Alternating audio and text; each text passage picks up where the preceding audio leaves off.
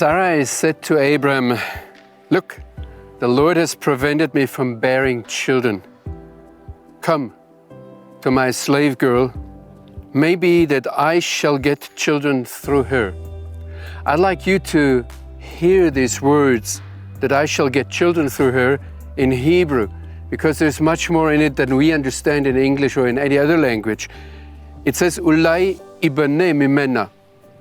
And if you hear, even if you don't know Hebrew, and if you hear the ibane, you hear the ben, the son. Basically, the word means that I get children from you. Literally, it means that I will be built up through you or through her. So it means to add stone, but to stone, to construct a room or a wall. Ben is, in a way, the building of a father and a mother. And if the son is the building, then the father, the parents and the mother, they correspond to the foundation.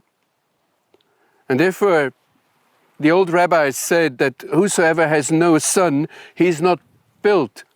And I think you understand now that they can construct it all in Hebrew with words, so it flows into each other. The one who doesn't have a son, he is destroyed.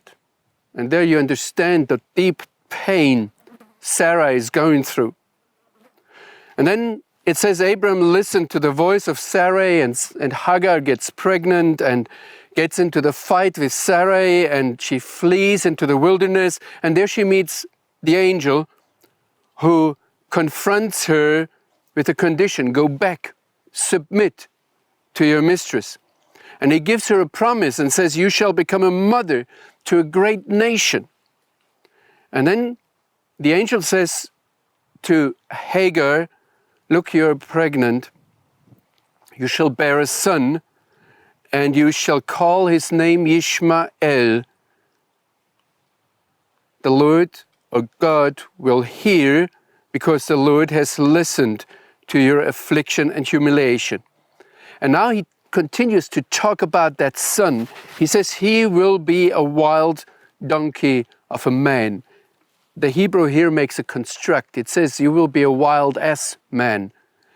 So the wild animal is combined with the man, and with these words, actually the text paints an image, paints a picture of a man who is a wild, shy animal, beautiful, powerful, but never to be shackled, never to be caught.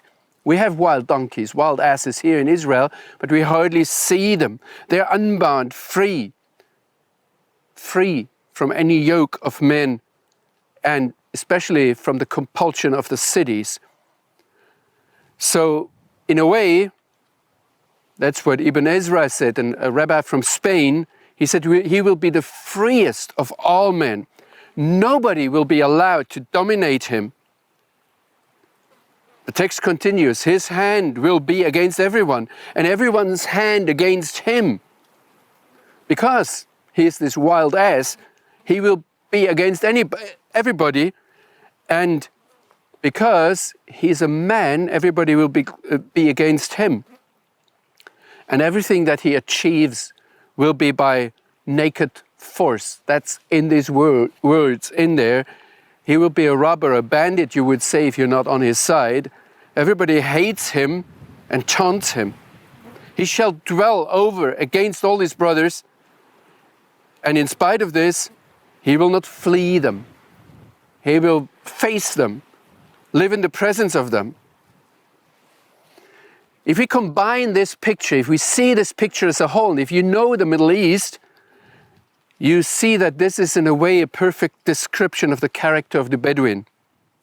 One of the most famous ancient Arab poets sketched the Bedouin ideal, and he says he regards the free life of the desert animal as true humanity. Nobody will be his friend, and yet he dares to oppose everybody, and everybody has to accept him, has to let him go, has to leave him. Our chapter concludes, Hagar bore Abram a son, and Abram called the name of his son whom Hagar bore Ishmael. And Abram was 86 years old when Hagar bore Ishmael to Abram.